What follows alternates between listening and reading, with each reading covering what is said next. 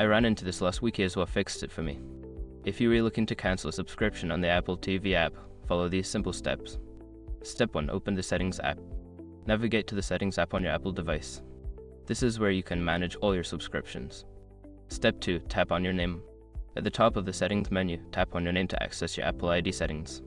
This is where you can find your subscriptions. Step 3. Select Subscriptions.